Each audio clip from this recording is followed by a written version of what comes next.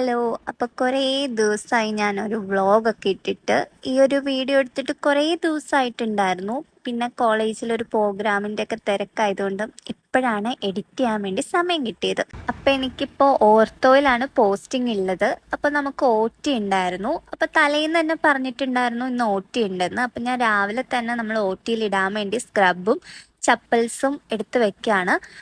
അതായത് നമ്മൾ OTയിൽ കയറുമ്പോൾ സെപ്പറേറ്റ് ആയിട്ടൊരു ചപ്പൽ വേണം. അപ്പം അതെല്ലാം ഞാൻ എടുത്തു വെക്കുകയാണ്.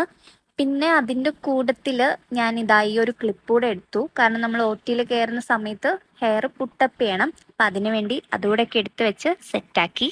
അപ്പം എനിക്കിന്ന് മോർണിംഗ് ക്ലാസ് ഉണ്ടായിരുന്നു. അത് കഴിഞ്ഞിട്ട് ഡയറക്റ്റ് ആയിട്ട് OTയിലേക്കാണ് ഞാൻ പോയത്.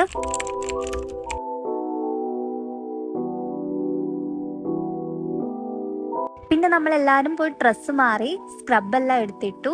കുറേ നാൾ കഴിഞ്ഞിട്ടാണ് നമ്മൾ ഒരു സ്ക്രബൊക്കെ ഇടുന്നത്. അപ്പം അതിൻ്റെ നല്ല എക്സൈറ്റ്മെൻറ്റ് ഉണ്ടായിരുന്നു. പിന്നെ അതിനുശേഷം നമ്മൾ ഹെയർ ഒക്കെ പുട്ടപ്പ് ചെയ്യണുണ്ടായിരുന്നു. അപ്പം ഞാൻ ഹെയർ ഒക്കെ പുട്ടപ്പ് ചെയ്യായിരുന്നു. പിന്നെ നമുക്ക് ഹെയറിലിടാൻ വേണ്ടി ക്യാപ്പും പിന്നെ മാസ്കും കിട്ടാനുണ്ടായിരുന്നു. അപ്പം അതിനു വേണ്ടി വെയിറ്റ് ചെയ്യായിരുന്നു. അപ്പം നമുക്ക് ഇടാനുള്ള മാസ്കും ക്യാപ്പും അതൊക്കെ കിട്ടിയിട്ടുണ്ട്. ഇനി അതെടുത്ത് ഇടണം. എനിക്ക് ക്യാപ്പ് വയ്ക്കാൻ ഭയങ്കര പാടായിരുന്നു. ഞാൻ ഒത്തിരി സ്ട്രഗിൾ ചെയ്തിട്ടാണ് അവസാനം ഞാനതൊന്ന് വെച്ചത്.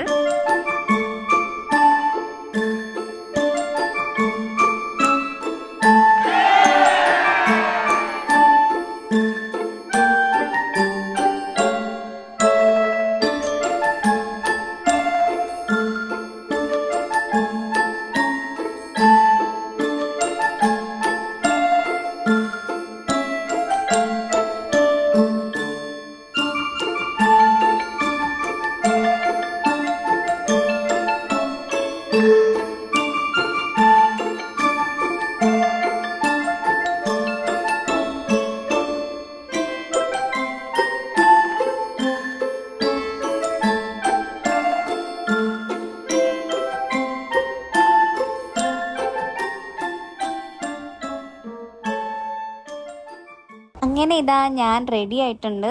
അങ്ങനെ നമ്മൾ OTയിലേക്ക് പോകുമ്പോൾ ഒരു ഫൈനൽ ലുക്ക് എന്ന് പറയുമ്പോൾ ഇങ്ങനെയാണ്. ഹെയറും എല്ലാ കാര്യങ്ങളും മൊത്തത്തിൽ സെറ്റായിട്ടുണ്ട്. പിന്നെ ഞങ്ങൾ എല്ലാവരും കൂടെ OT കയറാൻ വേണ്ടി പോവുകയാണ്. ഇന്ന് ഞങ്ങൾ 7 പേരുണ്ടായിരുന്നു.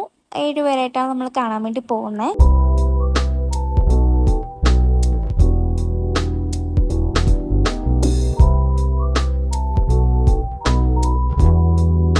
അപ്പം 7 പേരുള്ളതുകൊണ്ട് 7 പേർക്ക് ഒന്നിച്ച് കയറാൻ വേണ്ടി പറ്റത്തില്ല.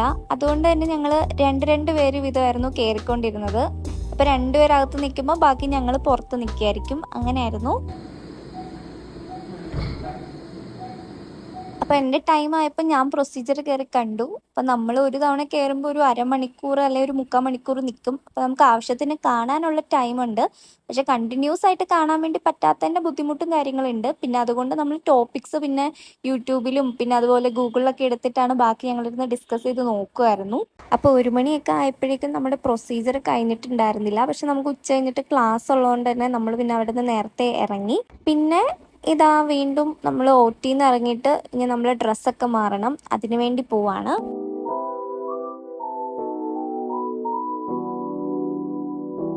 പിന്നെ റൂമിൽ വന്നു.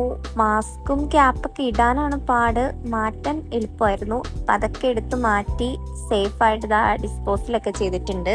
അങ്ങനെ ഡ്രസ്സൊക്കെ മാറി ഞാൻ വീട്ടിൽ പോവാണ്. വീട്ടിൽ പോയി ഫുഡ് കഴിച്ചിട്ട് തിരിച്ചു വരണം. ഉച്ച കഴിഞ്ഞിട്ട് ക്ലാസ് ഉണ്ട്. അപ്പം അതിനു വേണ്ടി ഞാൻ പൊയ്ക്കൊണ്ടിരിക്കുകയായിരുന്നു. അപ്പോൾ ഫ്രണ്ട്സൊക്കെ ഉണ്ടായിരുന്നു. അങ്ങനെ ആദ്യത്തെ OT കഴിഞ്ഞു. അപ്പോൾ ഇതെൻ്റെ രണ്ടാമത്തെ OT ഡേ ആയിരുന്നു ഓർത്തോയിൽ.